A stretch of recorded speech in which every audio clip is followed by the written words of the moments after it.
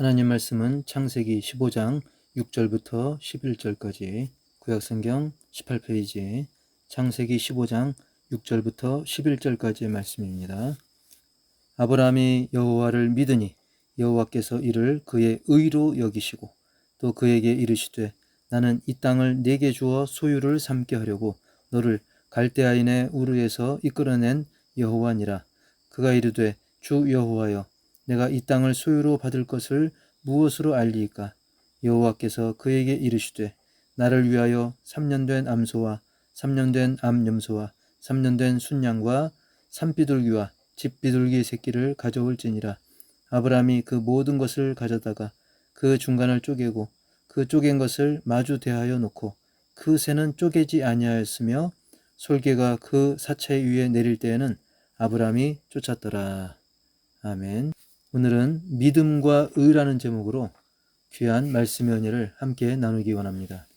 오늘 본문 직전의 상황인 창세기 14장에서는 아브라함이 포로로 잡힌 자기 조카 롯을 구출했고요. 이는 조카 롯이 살고 있던 소돔과 고모라에도 큰 도움이 되었습니다. 아브라함은 당연히 그들에게서 대가를 요청할 수 있었고 전리품도 충분히 받을 그런 상황이었지만 그는 그렇게 하지 않았습니다. 승리를 주신 그분은 바로 오직 하나님이시기 때문에 겸손히 그런 전리품이라든지 대가를 거절했던 것이죠. 그런 아브라함에게 하나님은 나타나셔서 내가 너의 상급이다. 내가 너의 방패가 되어주겠다라고 약속하십니다. 만일 우리도 하나님께 상급을 받게 된다면 어떤 게 가장 큰 상급일까요? 재물, 건강, 물론 이런 것들도 포함될 수 있습니다. 그러나 그런 것들은 하나님의 복들 중에서 일부를 얻는 것이지만 하나님 자신이 우리와 함께 하시겠다. 상급이 되어주시겠다. 방패가 되어주시겠다. 이것은 전부를 얻는 것입니다. 몽땅 얻는 것입니다. 그래서 세상에서 이런저런 복을 많이 받았다 싶은 사람이라 할지라도 만일 하나님을 놓치게 된다면 그는 전부를 잃는 것이 됩니다. 아나니아와 삽비라의 경우에도 물질의 욕심 때문에 베드로를 속이고 당장은 물질의 이득을 보는 것 같았지만 비참하게 직사하는 그런 심판을 받게 됩니다. 반면 야곱의 아들 요셉은 한때 모든 것을 잃은 것 같았지만 하나님을 끝까지 놓치지 않았을 때 그는 훗날 어마어마한 복을 누리게 되었던 것이죠. 혹시 이 세상에서 어떤 그런 복들을 못 받았다 할지라도 천국 상급의 복이 예비되었기에 결국은 하나님 함께 하시면 다 가진 것이 되는 거고 하나님 떠나가시면 다 잃는 것이 되는 것입니다. 반석 위의 집은 혹 초라해 보인다 할지라도 강력한 풍파가 몰아쳐도 반석 위에 굳게 서 있지만 모래 위의 집은 아무리 화려하다 할지라도 한순간에 쓸려서 그 형체조차 알아볼 수 없게 되는 것과 같은 이치인 것이죠. 그런 면에서 볼 때 오늘 본문의 아브라함은 분명 반석 위에 세운 그런 집을 짓는 사람입니다. 그는 눈앞의 재물에 마음이 흔들리지 않았습니다. 그의 조카 롯에게도 좋은 땅을 양보했었습니다. 그리고 먼저 뺏고 챙기는 게 임자인 그런 전쟁터에서 승리했지만 물욕에 흔들리지 않았습니다. 그의 마음 중심에는 하나님이 최우선이었던 것이죠. 그런 그에게 하나님은 그의 방패가 되어주신다고 했으니 얼마나 든든했겠습니까? 세상에 어떤 의심, 걱정, 시험, 환란의 화살이 날아든다 해도 끄떡없는 것이죠. 사실 하나님은 이미 아브라함에게 셀 수 없을 만큼의 후손을 약속을 하셨습니다. 그런데 약속 믿고 고향 떠난 지 많은 시간이 지났지만 그럼에도 응답이 없었습니다. 아브라함은 자기가 신뢰하는 충성된 재산 관리인 엘리에셀을 양자로 입양하는 걸 통해서 하나님의 약속이 이루어질 것을 생각할 정도였습니다. 사실 상식적으로 인간적으로 합리적인 생각이죠. 2절 말씀에 보면 아브라함이 이르되 주 여호와여 무엇을 내게 주시려 하나이까? 나는 자식이 없사오니 나의 상속자는 이 다메섹 사람 엘리에셀이니이다 라고 그렇게 하나님께 말씀을 드렸던 것입니다. 그러나 하나님은 분명히 약속을 재차 확인해 주시죠. 4절과 5절 말씀 보면 여호와의 말씀이 그에게 임하여 이르시되 그 사람이 내 상속자가 아니라 내 몸에서 날 자가 내 상속자가 되리라 하시고 그를 이끌고 밖으로 나가 이르시되 하늘을 우러러 뭇별을 셀 수 있나 보라.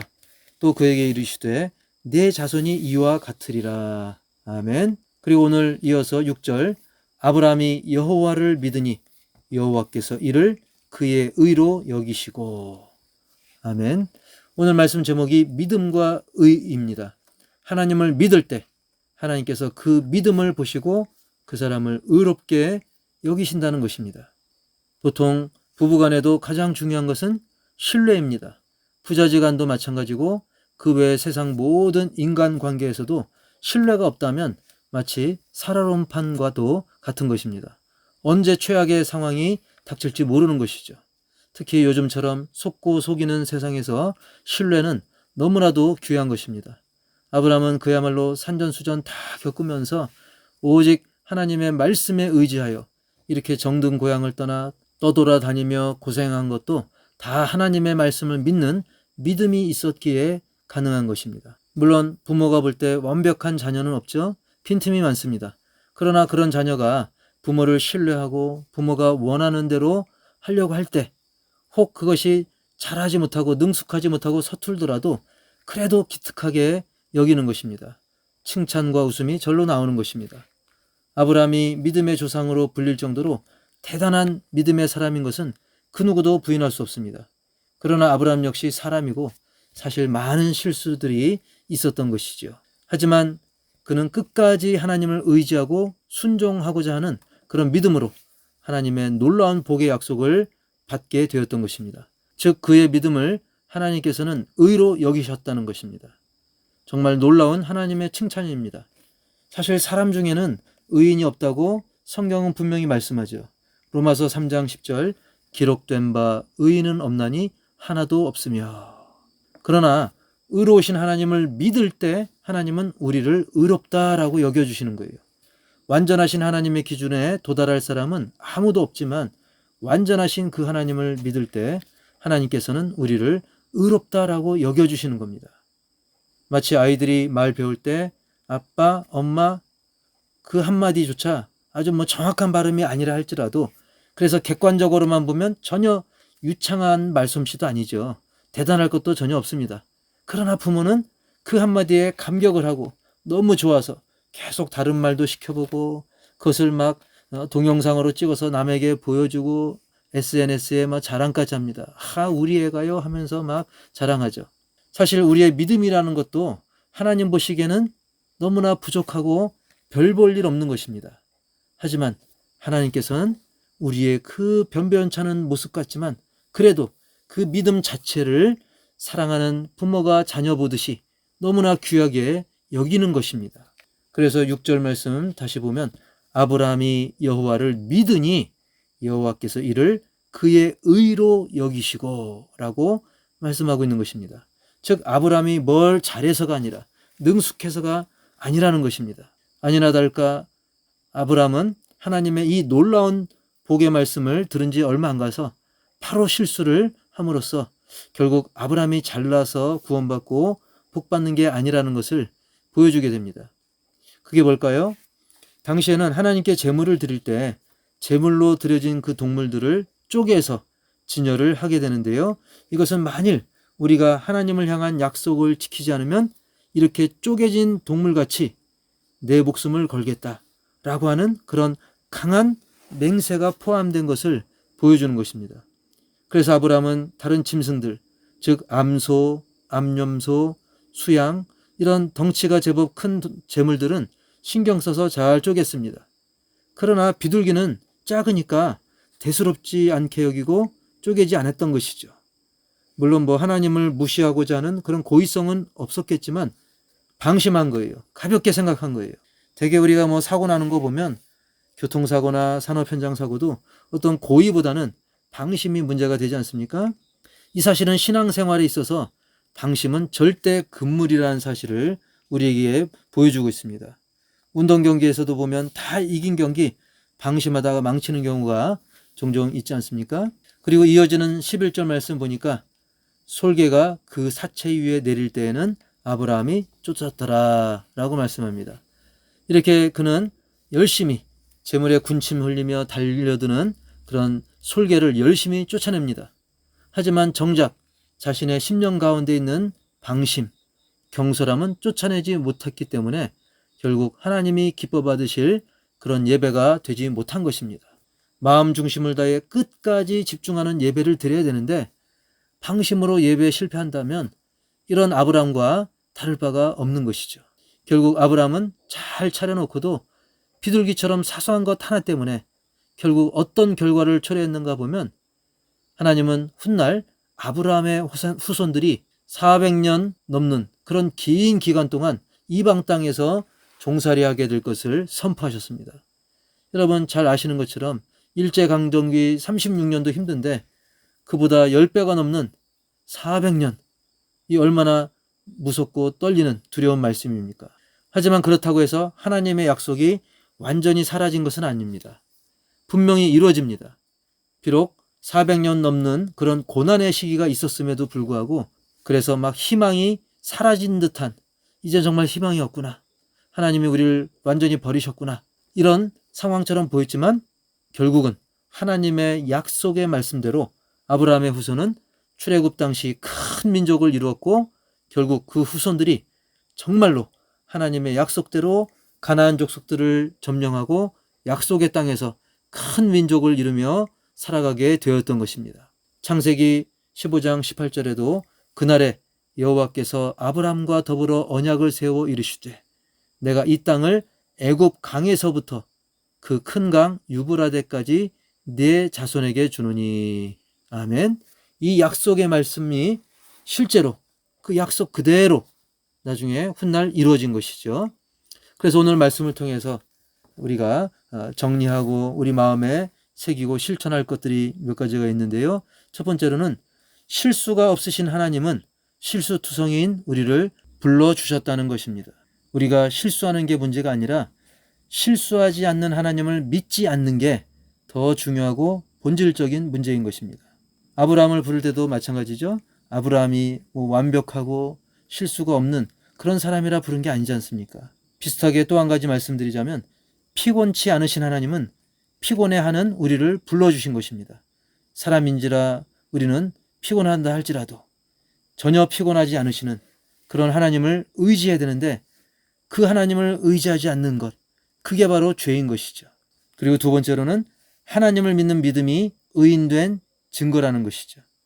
나는 완벽하지 않아도 뭔가 거창한 일을 하지 않는다 할지라도 하나님을 믿는 그런 믿음이 있으면 우리가 주 안에서 의롭다 여기심을 받은 하나님의 자녀인 것입니다.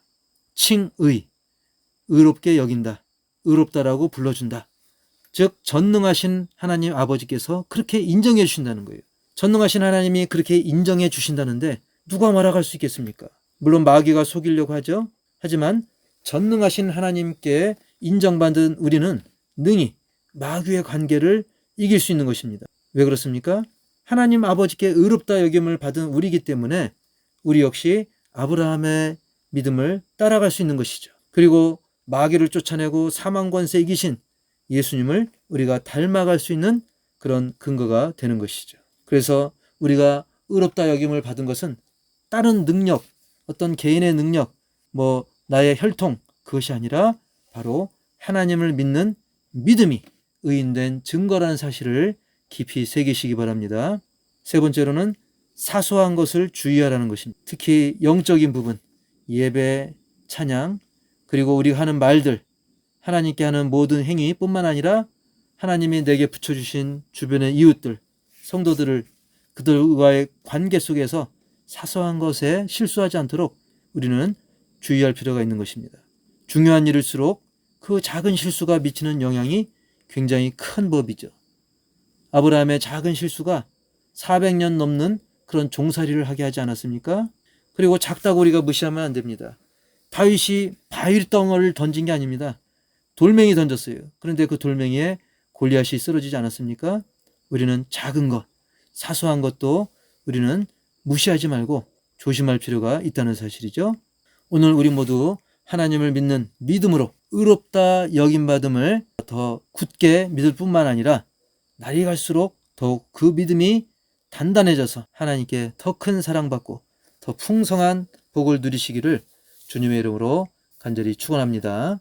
하나님 아버지, 많은 연약함과 부족함 속에서도 하나님께 오직 믿음으로 의롭다 여김을 받은 아브라함을 우리가 말씀을 통해 바라봅니다. 우리 역시 실수투성이고 피곤해하고 연약한 그런 사람들이지만 실수가 없으신 하나님, 완벽하신 하나님, 피곤치 아니하시는 하나님을 믿음으로 하나님의 자녀다운 삶을 살 수 있도록 인도하여 주옵소서.